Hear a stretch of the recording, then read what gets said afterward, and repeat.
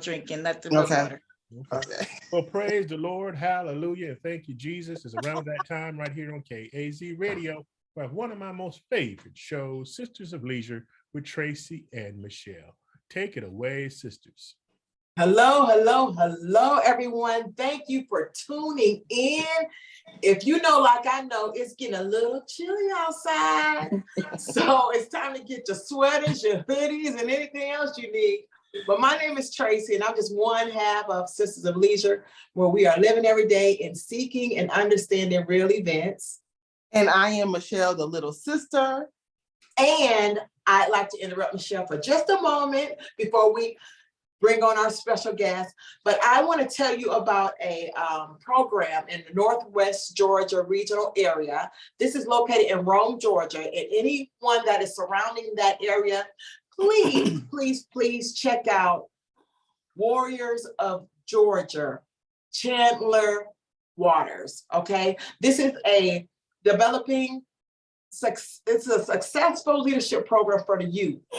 And you know, youth are our tomorrow, and they are our now. So please, please, please, if you can go on, and I don't know if you can read this, but let me tell you what the website is. It is www.warriorsofgeorgia.com. Also, you can contact Chandler Waters at 762-726-3889, or send an email, info@warriorsofgeorgia.com. Very great program. They're going to build some very successful leaders in this program. And if you have young kids up until, I guess, 18, I'm not really sure of the age range, please, please, please join this program. You don't want to miss out on this program. It's going to be a great program. And I just want to say that. Yeah, it was really good. So you know what? I'm excited because I'm talking to one of the divine fine of the Mish Dollhouse. And you know, I enjoy talking to women who define the American standards of beauty. We're gonna have a conversation about it today, you guys. So this is our guest today. Her name is Trish Malone. She is a published plus size model. She is a Billboard Mish Dollhouse. She won part of the Divine 10 Mish Dollhouse, and I appreciate you coming on to see us this afternoon. Trish, how you doing? I'm doing awesome. Thank you so much for that introduction. Absolutely, Trish. So Trish, tell us, you know, about yourself and how you got started in modeling and what motivated you to do it. Okay, so start from the beginning. I'm Trish. I go by Ms. Dime Diva. I've actually been kind of pulling away from that name a little bit, just because it's so hard for everybody to remember. But I am from Milwaukee, Wisconsin. Probably the only Midwesterner that made the Billboard. I think everybody else is out. I am a mother of two. Both of my kids are grown. My daughter just moved to California, and my son is here with me. How I got into modeling. I wanted to model when I was younger, but as you know, I'm 40 plus. I'm okay to admit it. I'm 48, soon to be 49. Back when modeling was in, it was basically for the taller girls. I'm actually a short model. I am what they call full size. Actually, there's right. So I'm 5'2", but when I put on my heels, I'm about 5'6", because I'll do like 4 inches or better. But anyway, so when I was younger, I always wanted to model. There was no room for me to model then. I did a couple of fashion shows at my church when I was younger, just to kind of fulfill that hunger. It wasn't until I started, till Tyra Banks started her show, America's Next Top Model, and she started breaking the barriers and breaking the glass. And next thing you know, she had short models, older models, transgender models, and then that started opening the doors for the rest of us to actually start putting our foot in the door. So my journey here in Milwaukee started in 2017. I decided to get into it after I was actually at that time in a relationship with a long distance relationship with my ex at this present moment, but at the time he was a model. So, you kind of want to do things that's in common so you have something to talk about. And so when he had started, I wasn't able to like do shows with him. So I said, well, maybe I should get into it. And I thought about it. And so I got into a couple of shows here in Milwaukee, and I just kind of fell in love with the idea and the dream of it all over again. So that's where I've been ever since. Wow. And you say you're 5'2". You're 5'2", correct? Yes, 5'2", ma'am, without heels. That's good to know because I have a daughter. She's 5'3", I believe. Okay. And she could be a model. I don't understand why she don't get into it. She can. Very much so. Actually, there is a young lady in Atlanta that has a brand that's called Fun Size Model Brand, and I am a brand ambassador for her.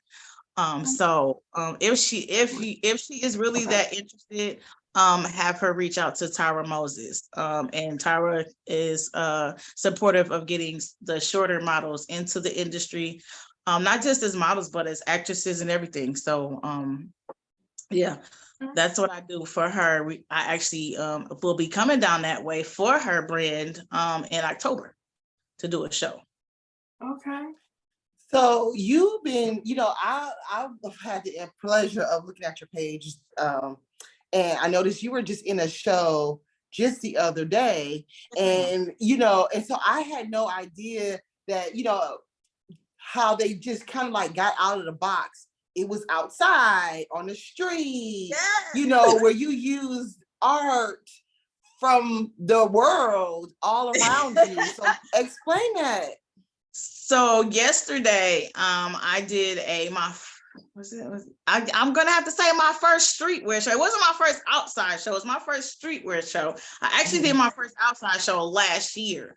But this particular show, my model brother, he is a creative as far as stylist. He's a stylist. His name is Bato Bagheera. He did a segment where he incorporated his fashion stylings with lights included in his fashion, along with the music of a live performance of a couple of friends of his that does rap. So that's what we did yesterday. So yeah, we walked in the middle of the street. They picked the area in our city on the far south side of our city, and they blocked it off for about, I think, like 3 or 4 blocks.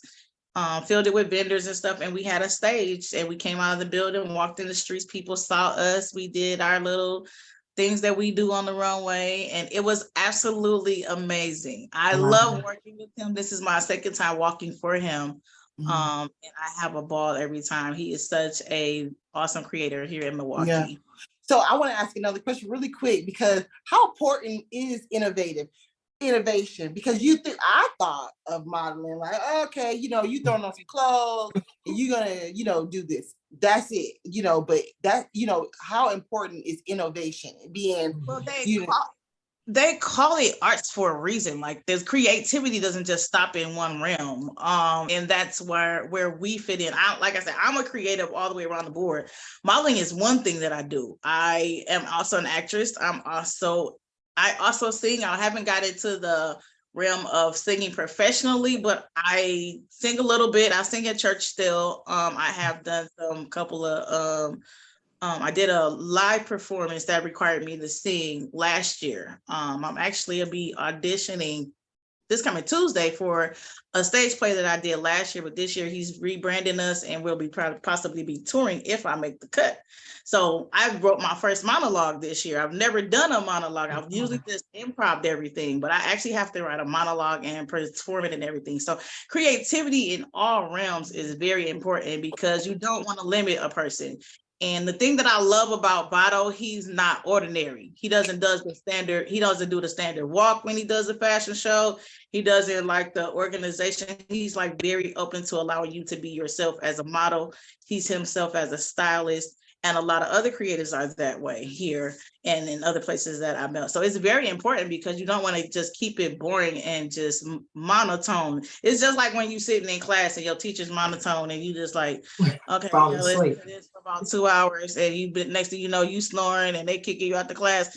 That's kind of how important innovation is. And without innovation, we couldn't even have this platform right now. Mhm. Somebody decided, hey, let's take everything live. So, that's I why love You know, it's funny that you say innovation, because I did a modeling.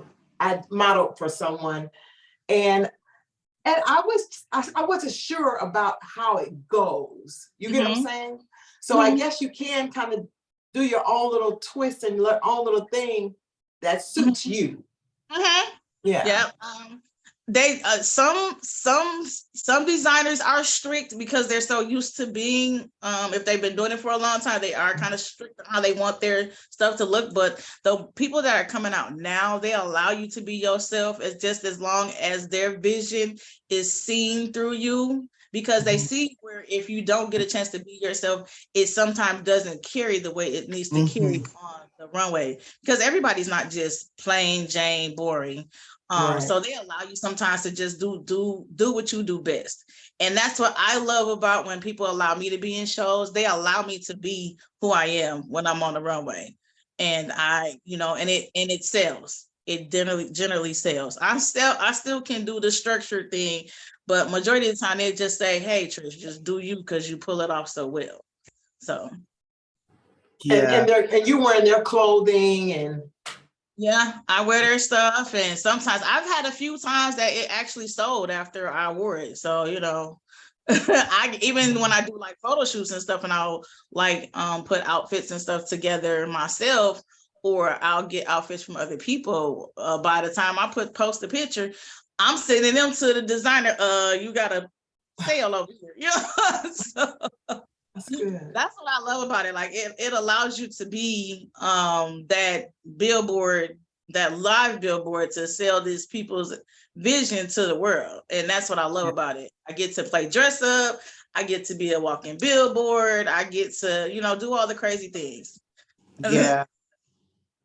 So what advice would you give someone who is inspiring to be a model? Because this is we're on a Christian network, and I know like modeling, Christianity, I don't know if that goes hand in hand, restricting, and some people want to be, kind of like, oh, I can't do that. Right. It does for some people. I know since I've been on Instagram, I ran across one model that she's strictly a Christian model, and I have to apologize because I don't remember her page. And I've ran across when I first started that a lot of models that were into their Christianity, that they didn't want to do a lot of things. What I tell people is, before you start, research, because modeling isn't just about putting on clothes. You can just be a print model where you take pictures, and you are allowed to say no, but make sure you're saying it for the right reasons. You're allowed to have morals as a model. If you don't want to be naked, then you just say no. I can't do that. No, thank you. I appreciate you wanting me, but if you find something that gets me more covered, it's all about the delivery of you turning it down. Don't say, nah, I'm not, giving them the face attitude. They will, if you put them down in the right way, that they'll still have you in their books. Like, okay, well, she didn't want to do that, but if we get something that's more per alley, we'll reach out to her. How about heels? Is it mandatory that you have to wear heels? It depends on the designer. Some designers don't care if you wear heels. Most of the time, if you're not a person that's really comfortable with heels, then I would say go with designers that do urban wear, because then you're allowed to wear tennis shoes, boots, sometimes no shoes, lingerie. Sometimes you can get away with not wearing heels. Heels are very difficult for people that have not worn them. So if you do decide to get into modeling and you want to try the heels thing, the best thing to do is just learn how to walk in them. There's ways to do it. You're getting model coaching. You can also go on YouTube. YouTube tells you just about everything. Because when I got into the industry, I researched what I wanted to do. I wasn't really a runway model when I first got into this. I really was into print, just taking pictures. And so when I decided to do the runway, I researched it because I was like everybody else. I don't know if I want to be naked. I don't know if I want to do this, or I don't know if I want to do that, because everybody, like I said, innovation was developing when I got in. So people were doing different strange things than you do. And like at my age with having kids, I still had my children my son was still a minor. So, you don't want to leave a bad impression on anybody. Whether it's yourself, because once you become a model, you become a brand. And I think that's the biggest mistake that a lot of us models make, is that you become a brand once you start putting yourself out there publicly, wearing people's clothes or advertising yourself as a model. You are now officially a brand, and you have to carry yourself a certain way. This is one of the things that I try to reflect to my model brothers and sisters that come behind me, that have been with me, been in the same groups with me, that the more we get experience, the more we start to brand ourselves, and we have to be careful of what we say, what we do, who we deal with, be aware of what's going on in the industry. It's a lot to it. And it's the best thing I tell people that want to start: research. Ask all the questions you need to ask before you start, and ask even more questions when you start. You might not get the right answers from everybody, but eventually you'll find the right answer. Yeah. So like how about competition? Because I guess it would be difficult. Competition, you were part of the Divine 10. You're around a bunch of women who are beautiful and, putting those outfits together. And, is there a competition amongst? There is, for people that see it and feel like they have a competition. My only competition is myself. I do what I do to outdo myself. I'm not worried about the next girl next to me. And 90% of the time they're asking me, what did I do to get where I got? So, and I don't hold anything back. It's like at some point I'm going to stop, and I need you to, if you're going to keep going, I need you to know what I did to get where I'm at. But I'm not a competitor in that aspect. I've been in the sports realm, so I know what competition looks like between other people. I've always been the person that's trying to outdo myself, never nobody else, because I'm just a people person in general. I'm an empath. I always feel when stuff is strange. And so I don't have time to develop that energy, because you will wear that energy on the runway. You will wear that picture. So that competition makes you want to quit something that you're passionate about. Because really, what in modeling are you competing for? When everybody's doing the same thing, what are you actually competing for? There's no trophy some places offer like model of the year and stuff like that, if you want to call that a competition, but there's really no competition to be had when there's so much out here for everybody. Yeah. And that's almost in everything you do. The real people that compete are professionals that are in sports that have a trophy at the end of everything that they do. We don't have a real trophy at the end of what we do. People just make events to say, oh, such and such was the model of the year, to give you your accolades. But, honestly, there's nothing to be competitive about, because you're either going to get picked or you're not going to get picked. You're either going to produce a good product or you're not going to produce a good product. It just all depends on you and what you decide to do and how you're feeling that day. So what are the benefits of modeling? Do you get paid to do this? That's the biggest thing with modeling. You can get paid. It's all about your professionalism, your experience. Sometimes people come in automatically finding people that will pay them for modeling.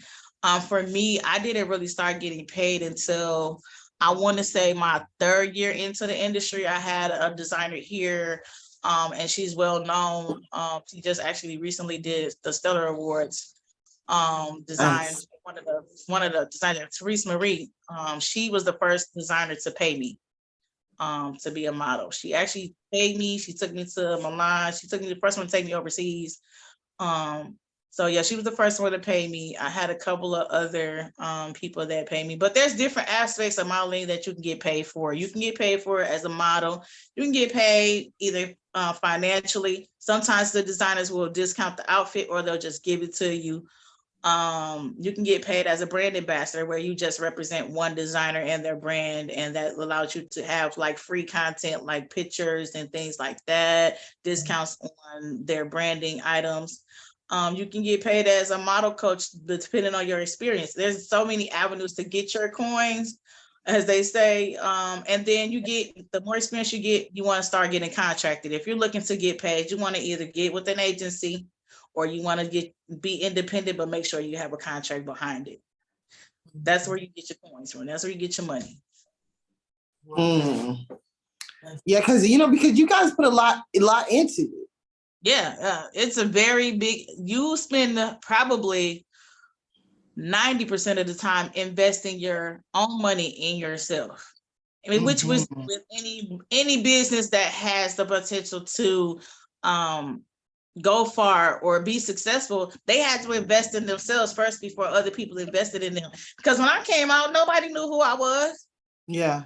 For them to just say, hey, come take these pictures for free, or hey, come wear my garment in this show for free. Nobody knew me. I had to earn everything that I got, which is why this is so important to me, to do what I need to do in this industry for myself and for the people that come behind me, to let them know you have to put in the work. With anything that you do, you have to, as me say, put in the work. You got to show up for yourself. You got to show up first before people will show up for you. Yes. You can't sit there and we don't get this or we don't get that if you're not willing to put in the work.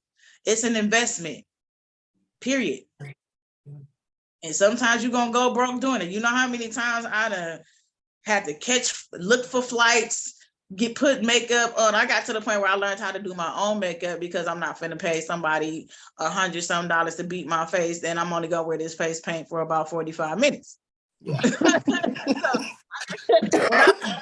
Baby, I selected my makeup. I woke up the next day like Beyonce. I woke up like this. Learned how to do my own stuff because eventually you have to, because you get to some shows and makeup artists don't show up. Then you stuck without makeup, or hairstylists don't show up, or you don't like the way people do your hair. I get a lot of models when I first started out that I noticed they would change their makeup, they would change their hair and throw the whole design off. And it's just at that point, you need to learn how to do your own stuff so that you're satisfied with the work and you don't have to spend as much money, but you do have to make sure you got the right makeup, the right hair, and the things that you need.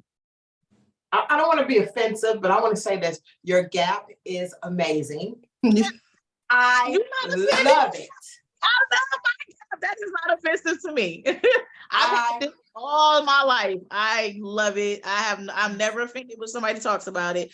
I actually was in the process of getting braces, and my dentist was like, well, we're gonna close up your gap. I said, oh no, you're not. No, you're not. The only reason why I don't smile as much as I'm smiling now, and I have to apologize to a lot of people for that, is because I did over the years, my spacing in my mouth is not where I want it to be for like my pictures and stuff. So yeah, every once in a while you might catch me with a smile, but it won't be the one that, the big one that I'm giving you now. But hey, I mean, because I look at a gap in your teeth like a dimple. Yeah. You know what I'm saying? Like it makes you different. Everybody doesn't have one. Everybody doesn't have one. And so I never forget, because it don't make a difference if man likes it, whoever likes it. But a coworker of mine, he was so upset when this singer, I want to say Keisha Cole, she closed her gap. And he was like, why am I even looking at her now? Like, there's nothing else. You know what? And so many men are attracted to a gap, and a lot of ladies don't know that. And my dad actually is the one that gave me my gap, but he also closed his. But I'm not closing mine. And I got so many compliments off my gap when I was a kid and now, and like, so that's my biggest. For me, that's my biggest attraction to people is my gap. So, I try to show it when I can. So let's talk about it, because, we started off earlier when we were waiting to come on about the American standards of beauty. Right. And so, because that's not looked at as a standard of beauty. Right. So how did you get over stuff like that? Well, you know what? Here it didn't really make a difference. Actually, honestly, it hasn't made a difference since I've been modeling. Everybody that I know that's seen my gap has accepted it. And I know there is a model that eventually came out that has a gap, but you didn't see that before. It was considered like something people didn't want to see. But I just, I wear it when I wear it. And like I said, it's not because I'm scared or anything like that. It's just that, like I said, for me, my personal thing was that my other teeth are spaced and it's not the way it used to be when I was a kid. But I've had other things that I've had issues with, like, my body shape isn't where I wanted it to be. And sometimes that affects things. I have my days where, I'm not as feel as attractive as I should. And people point that out, but, it's just, life is life. People gonna talk about you. So, Yeah. Cause I'm bald headed and they talk about me. Baby, and I can give them some things to talk about if they really want to talk about it. Yeah. I just think it's beautiful, differences thing, because we're not cookie cutter anyway. And I don't even understand where we get that mindset from anyway. But anyway, we not gonna go into it because we got 5 more minutes. I saw So because we can go here, we're all beautiful, we're all different. Come back another day and we can talk about it, We gonna definitely have to. So how would someone get in contact with Trish? What if someone from Atlanta want to go ahead and add you to their lineup to model? How do they call you? Well, on Facebook, I am Trish Malone. I do have my model page, Miss Dime Diva. I'm actually rebranding that one. So I'm working on that. You can also find me on Instagram at Dime Diva is back _2. And I have probably not as active as my Twitter page as is Miss Dime Diva 10. And I'm available. Just make sure if you hit my inbox, you introduce yourself. Don't just be like, "Hey, big head, how you doing?" Do this, because I will leave you on red. On red, that part. On red. Well, go ahead. We appreciate you coming on Sisters of Leisure and speaking to us about modeling, helping us understand that you could be a fun size model, any size model, and still be a model. There's no standard for how tall you got to be or whatever the case may be. I really do appreciate that. Now. Yeah, and I thank you ladies for allowing me the platform to do that. This is new for me, so I'm sorry if I seemed a little long-winded because I am, but I try to stay on the subject, so Yes. It was, it was wonderful. It's a joy and a pleasure to talk to someone with the passion and who, just want to get it out there. We don't necessarily have to be in this box. Things are changing. Get out there, get creative, get innovative. It's just, and so real quick, what would you tell someone? Give us some advice if we want to go out there and get some start modeling. If you want to start modeling, like I said, again, research it. But if you already feel that's what you want to do, then reach out to somebody that if all else fails, now that you've met me, reach out to me. We can sit and talk and chop it up, and I can send you in the right direction depending on where you are. Actually, my personal model coach, Miss Crystal Stotts, has moved to Atlanta. So if there's anyone in the Atlanta area that's interested in modeling, I can forward you to my model coach. She is the woman that put me where I am today. Confidence is where she starts. And that's the first thing that you need to have, because there's going to be times you're going to be out there all on your own, and you got to have that confidence, and that's what sells. Yes. Yeah. Yeah. So because when I did my little first gig, I was nervous, but after watching the other ladies and hearing the music, I was able to kind of do me. You know what I'm saying? Right. So I really did enjoy that, and I did 5 outfit changes, and That's good. I was like, oh my goodness. And believe it or not, even as experienced as we are, we still get nervous. I'm still nervous. I promise you, I am a bag of nerves every time I do a show. Every time. Oh. Once I go out that first time, then I'm good. Yeah. Well, we just want to say thank you, Trish, for coming on Sister of Leisure. We appreciate you. And we just look forward to following you on your social media pages and seeing your wonderful work. All right, ma'am. Thank you so much. Bye, guys. And again, I will be down in Atlanta soon, so maybe I'll reach out and we can catch up. Maybe have Absolutely. That'd be some lunch, wonderful. some brunch or something. That'd be wonderful. Most definitely. Yes. All right. Thank you y'all. so much. Thank you. You're welcome. Bye.